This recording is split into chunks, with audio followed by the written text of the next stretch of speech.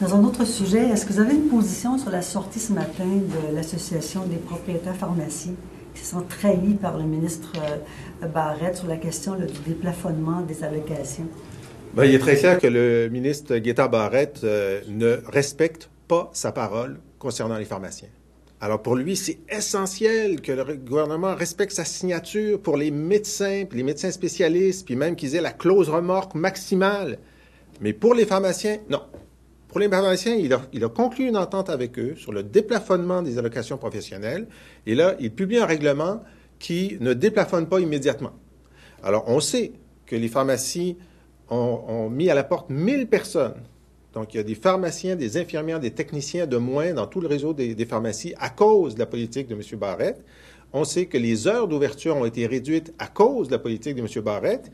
Et là, les pharmaciens pensaient se refaire partiellement avec retard parce que le ministre a pris 11 mois à publier le règlement pour respecter sa parole. Et là, en lisant le règlement, bien là, il a baissé encore le niveau de compensation pour les pharmaciens.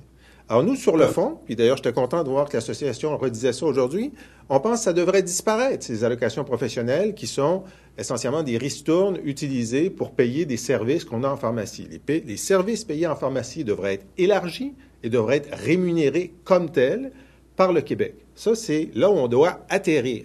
Mais en attendant, il faut que les pharmacies restent en vie. Il y en a 1 sur 4 qui sont à risque de fermeture à cause des ponctions que fait le ministre Barrette. Et là, le ministre Barrette ne respecte pas sa parole pour essayer d'amortir le choc. Alors, c'est encore une fois, là, 2 poids, 2 mesures. Quand c'est les médecins, tout est bon.